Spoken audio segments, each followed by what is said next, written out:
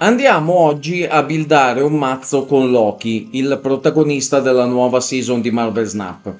E andiamo a montare una versione per principianti, per chi ha iniziato a giocare da poco come me, anche perché alcune carte che servono per fare il mazzo vero e proprio sono comunque delle carte più difficili da recuperare, bisogna giocare un po' di tempo per riuscire ad averle, ma devo dire comunque sia che la carta di per sé è molto forte e quindi nonostante tutto si riesce comunque a portare a casa qualche partita e a giocarla diciamo bene più o meno contro tutto. Allora Loki lo abbiamo già affrontato anche nel video precedente e praticamente scambia le carte all'interno della vostra mano con uno stesso quantitativo di carte provenienti dal mazzo iniziale dell'avversario e sempre come dicevamo precedentemente il suo miglior alleato in questo caso è il collezionista, perché praticamente aumenta la sua forza ogni volta che viene aggiunta una carta che non fa parte del nostro mazzo. Quindi Loki, andando a prendere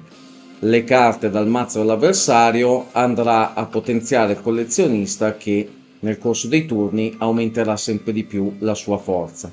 Nel frattempo, per aumentare la forza di collezionista, noi comunque dobbiamo fare il nostro gioco cercando di aumentare il nostro numero di carte.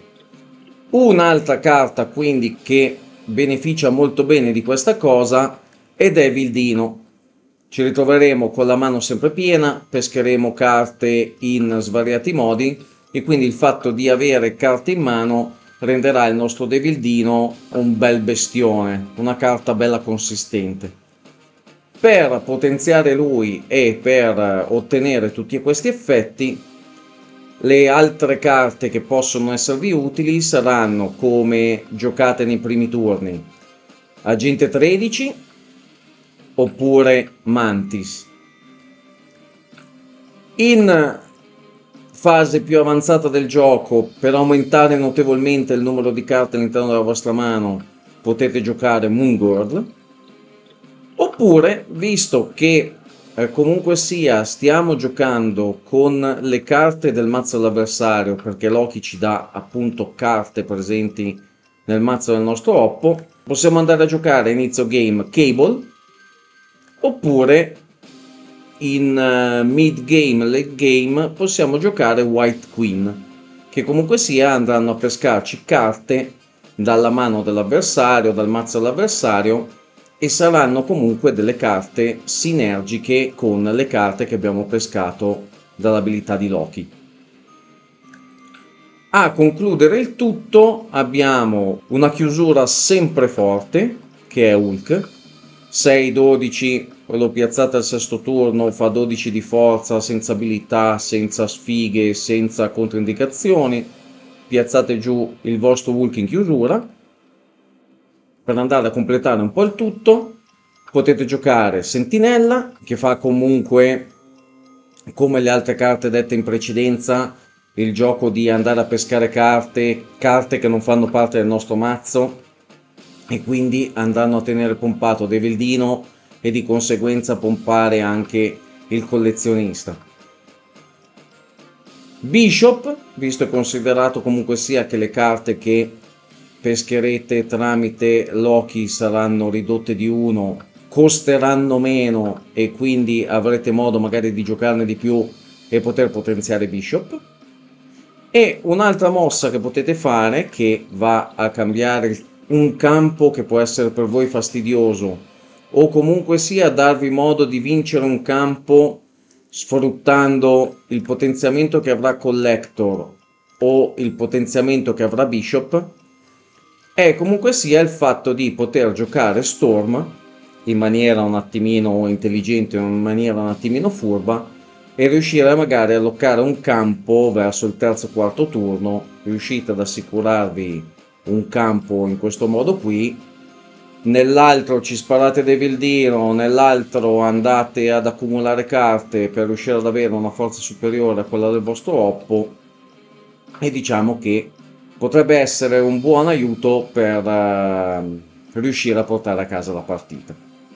Ma dopo questa lunga descrizione del mazzo non resta altro che andare a vedere il gameplay di un match e trasformare queste parole in una partita molto molto pratica. Ok, iniziamo la partita. La mano ci dà la giocata di primo turno e direi che Mantis nel primo campo, la cui forza raddoppia anche, direi che è una buona giocata. Sperando Loppo giochi qualcosa lì in modo tale da pescare, ma questo non succede. Comunque sia, abbiamo una Mantis di forza 4 nel primo campo. Sentinella. Chi riempie per primo questo campo ottiene una copia della sua mano d'apertura. Non sono così convinto di aver bisogno di copie di questa mano d'apertura, però molto probabilmente una sentinella lì, comunque sia, forza 3, cerchiamo di aggiudicarci anche il secondo campo, può essere una buona idea. Vediamo cosa arriva. Sentinella ci dà la sua copia. Allora, abbiamo carte posizionate qui hanno -1 in forza. Loki è un forza 5 e si presta bene per comunque sia essere giocato nel terzo campo. Perché 5 -1 4 resta comunque una forza alta e può essere utile per sfruttare quel campo. Lui intanto gioca Lady Sif e qui secondo me si vede tutta la forza di Loki come carta. Perché ci ha dato in mano Infinauta. Io quasi quasi questo turno non gioco niente. Infinauta nel prossimo lo gioco all'interno di Rete Fognaria. Si beccherà -1 in forza, ma è grossissimo. E molto probabilmente ci portiamo a casa quel campo lì. Buono, lui ha giocato Sunspot. Sì, io confermo, grossi problemi non ce ne sono. Vado a giocare Infinauta nel terzo campo. Bene, bene, concludo il turno e vediamo che cosa fa Loppo. Ha snappato. Buono, buono, quel campo è andato, è nostro. Ora, quasi quasi, viste le carte che ho in mano, di perdere il campo centrale, onestamente non me ne frega proprio niente. E io quasi quasi vado a buttarci dentro un bel Devildino all'interno del primo campo, che raddoppia anche la forza. Ho 5 carte in mano. Devildino diventerebbe 13, con la forza raddoppiata 26. Se non ha un altro Devildino, 26 in quel campo lì non li fa. Vediamo. Jubilee in quello centrale va benissimo, lo posso anche perdere. Sì, beh, nel frattempo intanto ho snappato perché mi sembra abbastanza scontata la cosa.